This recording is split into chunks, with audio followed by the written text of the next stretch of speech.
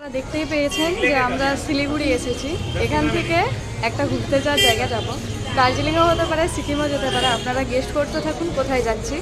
এপাশ দিকে এটা আমাদের গাড়ি চলে এসেছে, আর এই পিছন দিকে আমাদের ব্যাগও লোড করে দিয়েছি। তো চলুন এই গাড়িটাই করে আমরা বেরিয়ে পড়ি। এই গাড়িটা আমাদের সাথে 4 দিনই থাকছে। 4 দিন এখানে আমরা টাইম স্পেন্ড করব। তো দেখি কেমনভাবে কাটে আমাদের দিনগুলো। আমরা বেরিয়ে পড়লাম আমাদের গন্তব্যস্থলে। দেখা যাক আমাদের গাড়ি কত দূরে থামে। বেরোচ্ছি আমরা, আর এপাশ দিকে ঈশাও বসে আছে। ঈশা মশাইকে ব্যাগ সামলাতে দিয়ে দিয়েছি। তো চলুন আমরা পৌঁছাই। এত সুন্দর পাহাড়, মেঘে ঢাকা, দুর্দান্ত দেখতে। এই জায়গা নাম কি? সেবক এই এটা এখন সেবক রিপা শুরু হয়ে গেছে। এটা সেবক এই যে এই সাইডে প্রথমে পাহাড়ের দেখা, তারপরে নদীর দেখা পেলাম। নদীটাও দেখতে বেশি সুন্দর লাগছে। উপরের ওই মিষ্টি সূর্যটা, তার আলোটা নদীর উপরে পড়ছে, সেটা আলাদাই দেখতে লাগছে। সেটা বলে বোঝানো যাবে না নিজের চোখে না দেখলে। সেই হয়তো বুঝতে পেরে গেছেন এখানে আমরা কোথায় যাচ্ছি, আর আমাদের গাড়ি ওই দিকে। তো বুঝতেই পেরে গেছেন হয়তো আমরা কোথায় যাচ্ছি। আর এপাশ থেকে আমাকে ছেড়েই ওরা সব চলে গিয়েছে। আর এই হচ্ছে সেই তিস্তা নদী। আমরা কতটা উঁচুতে উঠে গেছি, আর এইখানে পাহাড়ের কোণ, বেশ সুন্দর দেখতে লাগছে। এখানে পাহাড়ের মাঝখান দিয়ে নদী বয়ে গেছে, আর এই চারদিকে পাহাড় পুরো। আমরা জাস্ট এসে ফার্স্ট স্টপ নিলাম, দেখো যেহেতু প্রাইভেট পুরো গাড়ি নিজেরা বুক করে যাচ্ছি। এইটা আমরা আবার দ্বিতীয় স্টপেজে দাঁড়ালাম। এটা তিস্তা ভিউ পয়েন্ট। সূর্য ছটাটা এখানে জলের উপরে পড়ছে, বেশ সুন্দরই লাগছে।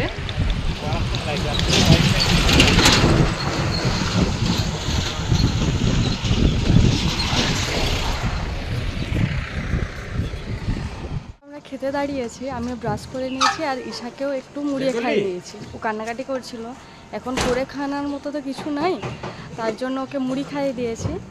আর এইখানে হচ্ছে এই হোটেলটাতে আমরা খেতে নেমেছি। অর্ডারও দেওয়া হয়ে গেছে, ব্রাশ করতে করতে ভিতরে দিয়েও দিয়েছে হয়তো। তো চলুন আমরা খাওয়া দাওয়াটা করে নিই। গাড়ি শেষ করবে পিচি টাটা টাটা টাটা টাটা টাটা টাটা। হ্যাঁ হ্যাঁ টাটা। এই পাশে খাবারও চলে এসছে। পিসামশাই নিয়েছে ডিম সেদ্ধ আর ম্যাগি, পিসিমণিও ম্যাগি নিয়েছে। হ্যাঁ, পিসামশাই দিয়েছে স্যুপ ম্যাগি, আর ওপাশ দিকে পিসিমণি নিয়েছে ড্রাই ম্যাগি। আমরা সবাই আবার ড্রাই ম্যাগি নিয়েছি, পিসামশাই ব্যতিক্রম। থেকে আমাদের 3 জনের অর্ডারে চলে এসছে, আর ঈশার এইদিকে বদমাইশি শুরু। ওর টেবিলের উপরে উঠে দিয়ে এইভাবে বদমাইশি করছে। আর এটা হচ্ছে ভিতরের ইন্টেরিয়ার। উপরে একটা ঝাড়বাতিও আছে, আর ওটা মেন গেট।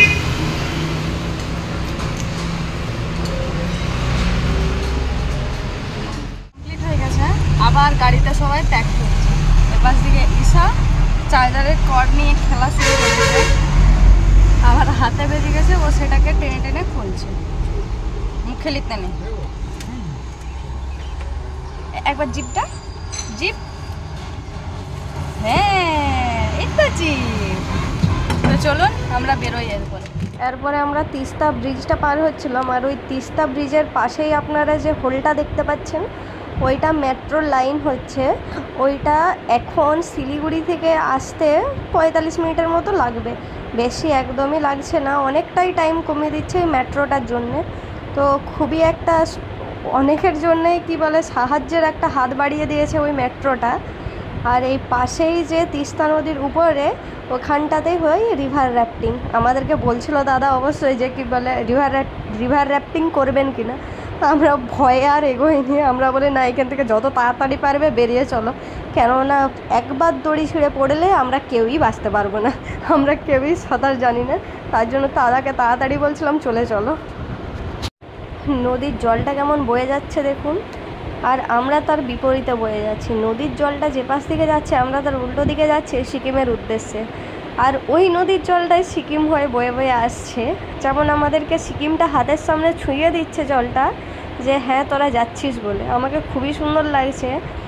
আর দেখতে দেখতে প্রায় পৌঁছেও গেলাম। Welcome to Sikkim. বেশ মনটা আনন্দে আত্মহারা হয়ে গেল সিকিমটা দেখে, যে জীবনের একটা অনেক বড় জায়গায় আমি যাচ্ছি। সিকিমটা আমার যেটা স্বপ্ন দেশ ছিল, সেখানটায় আজকে আমি পা রাখছি। আলাদাই আমার অনুভূতি এসছে, সেটা বলে বোঝাতে পারবো না আপনাদেরকে। আমরা কতটা উঁচুতে আছি সেটা দেখেই বোঝা যাচ্ছে। প্রচুর খাত। আমাদেরকে দাদা বললো প্রায় 4000 থেকে 5000 ফুট উঁচুতে আছি। নিজের সব কিছু বলতে গেলে আবছার মতন।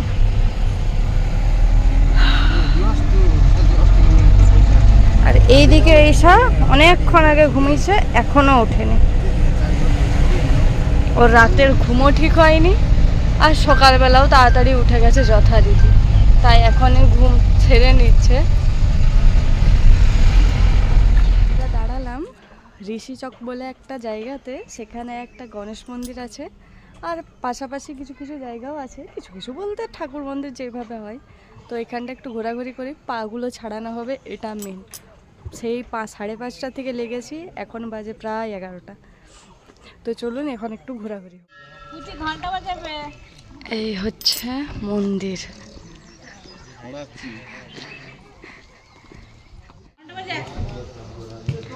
এই হচ্ছে ঠাকুর মন্দির।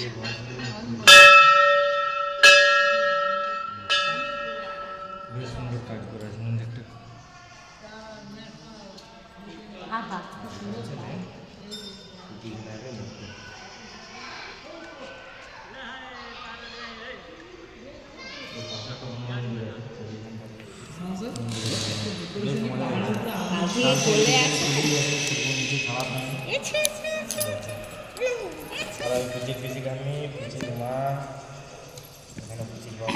সজা পিসি ঠাম্মার কাছে। এইটা হচ্ছে হনুমানজির মন্দির। প্রত্যেকটা মন্দিরের ভেতরটা খুবই সাজানো, খুবই গোছানো, এমনকি সব থেকে বড় জিনিস পরিষ্কার পরিচ্ছন্ন। মন্দির পরিষ্কার পরিচ্ছন্ন রাখাটাই ভালো, এটা এতটা পরিষ্কার আমি ভাবিনি কোনোদিনও। দেখুন, আর এরিয়াটাও অনেকটাই বড়।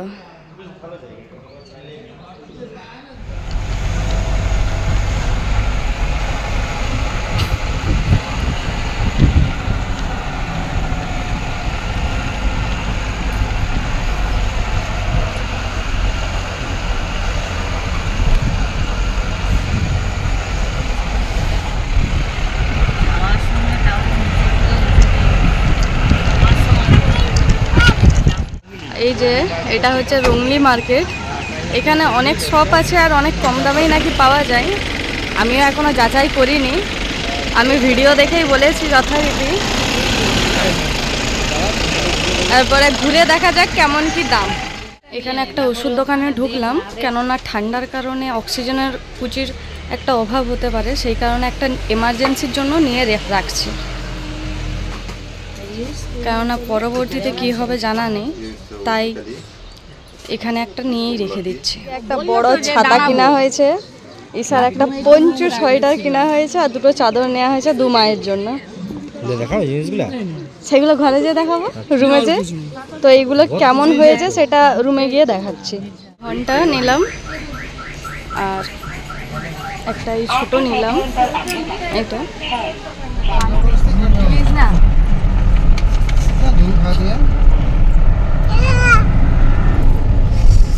ও তো উচিত হয়নি, ও তো প্রথমে ওখানটা ছেড়ে দিলেই পারতো। সাইড হয়ে দাঁড়িয়ে আছে, তো আসছে না বাড়ি। 5টা থেকে আমাদের হোমস্টে জার্নি শুরু হয়েছিল, এখন বাজে 12:30 প্রায়। এতক্ষণে শেষ হলো। এপাশ দিকে ঈশাও কান্নাকাটি করছে, ও ঘুমানোর জন্য কান্নাকাটি করছে, আর খিদেও পাচ্ছে। এই হচ্ছে আমাদের রুম। ভিতরে গিয়ে আপাতত রুমটা দেখাবো। তো ভিডিও এখানে শেষ করছি। কমেন্ট করে জানাবেন কেমন হয়েছে। লাইক শেয়ার করতে একদম ভুলবেন না, চ্যানেলটাকে অবশ্যই সাবস্ক্রাইব করে দেবেন। এই যে 2 হচ্ছে কুলি আমাদের মালবা। আপনারা দেখতে থাকুন ইশাক কেমনভাবে থাকে কি কি করে। আজকের মতো টাটা।